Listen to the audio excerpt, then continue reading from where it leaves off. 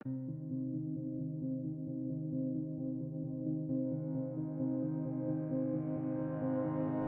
31 anys que la Magda, en Francesc i jo compartim amb en Domingo no només la vida de cada dia i de familiar, sinó que també compartim la vida de forn cosí. En Domingo s'aixeca d'hora, molt i molt d'hora, cada dia, puntualment a la matinada. No fa mai vacances, ell només fa un dia de festa a l'any, a l'1 de gener. Sempre ha treballat a mà. Les mans són per ell aquella eina que fa el pa perfecte. Cada panet, cada rodó, cada xapata és única, no n'hi ha dues iguals.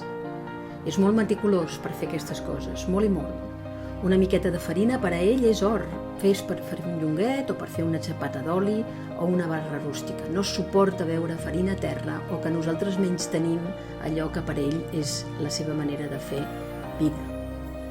Enforna en aquest forn rodó immens, gran i ampli que ja utilitzava la iaia Ramoneta o l'avi Francisco.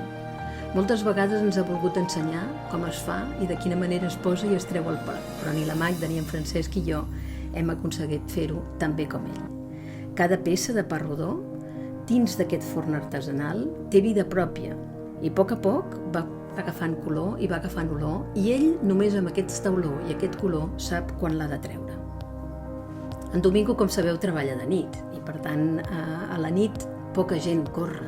Per tant, el forn cosí sempre és un lloc on trobar-hi una mica d'escalfor, una mica de persona amiga i pa i croissants.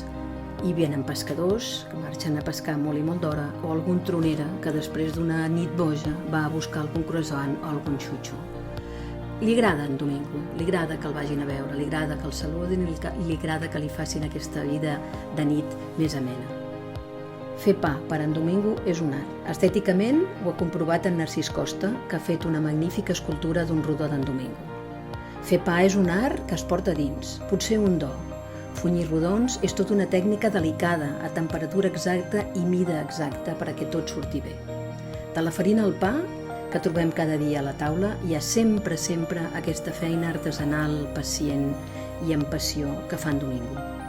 Del forn del doctor Barraquer, on hi té l'obrador, surten sempre a punt coves i coves de pa, que van a totes les botigues, als restaurants o dels hotels. Ara toca fer altres coses, moltes altres coses que mai ha tingut prou temps per gaudir-les. El mar, per descomptat, la platja del segon moll, una barqueta i potser segurament l'olivar de l'avi.